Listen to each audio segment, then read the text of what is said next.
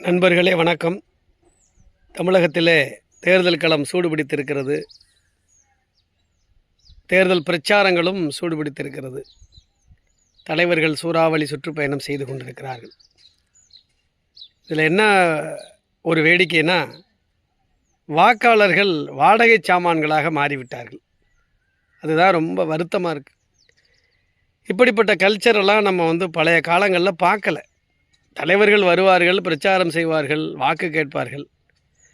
தேர்தலிலே விருப்பமுடைய வேட்பாளர்களை வாக்காளர்கள் தேர்வு செய்து வாக்களிப்பார்கள். ஆனால் நவீனமாக ஒரு 20-25 ஆண்டுகளாக வாக்காளர்கள் வாடகை சாமான்களாக மாறிய அந்த கல்ச்சர் ரொம்ப வருத்தப்பட வைக்குது. அதாவது ஒரு தலைவர் வருகிறார் என்று சொன்னால் உடனடியாக அதில் ஒரு வண்டியில் வாகனத்தில் ஒரு 25 பேர் ஏறி அவங்கள கூட்டிகிட்டு போயிட்டு திருப்பி கொண்டாந்து விட்டுட்டா அவங்களுக்கு ஏதாவது ஒரு தொகை. ஒரு அரங்க நிகழ்ச்சியாக அதுக்கு போனால் இந்த மீட்டிங் முடிஞ்சவொடனே ஒரு தொகை.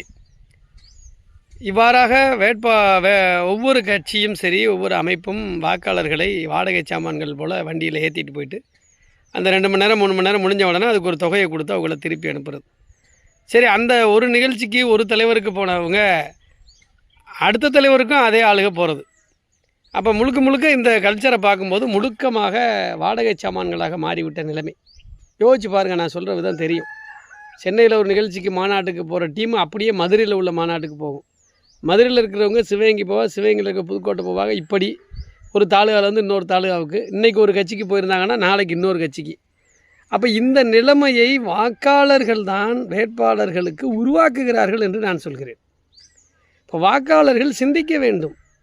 பிரச்சாரம் தலைவர்களுடைய வேலை. அது அவங்க அரசியல் கட்சியில் இருக்காங்க, அவங்க பிரச்சாரம் செய்வாங்க, ஓட்டு கேட்பாங்க. வாக்காளர்கள் முடிவெடுக்க வேண்டியவர்கள். நல்லவர்களை, வல்லவர்களை, நமக்கானவர்கள், நம்மளோடு எப்பொழுதும் தொடர்புகளில் எளிமையாக இருக்கிறவங்க, அவங்கள தேர்வு செய்யணும். இதில் இவங்களை ஒரு வாடகை சாமான் மாதிரி ஏற்றி இறக்கி பயன்படுத்துறதுக்கு தயாராக இருப்பவர்கள் வாக்காளர்கள். அப்புறம் டீ கடையிலையும் மற்ற இடத்துலையும் உட்காந்துக்கிட்டு எங்களை இப்படி கூட்டிகிட்டு தராங்க 100க்கு 200க்கு அலைகிறோம்னு சொல்கிறாங்க. இப்போ இது யார் இடம் கொடுப்பது என்றால் அனைத்துமே வாக்காளர் கையில் தான் இருக்குது. இந்த வாடகை சாமான்களாக வாக்காளர்கள் பயன்படுத்தப்படுகிற நிலைமை என்னைக்கு மாறுதோ அப்போ தான் சரியான நபர்களை தேர்வு செய்யக்கூடிய சூழ்நிலையை நம்ம கொண்டு வர முடியும். மற்றபடி நம்ம பேசி டீ கடைகளில் பேசியும் பப்ளிக்கில் பேசியும் பிரயோஜனம் இல்லை.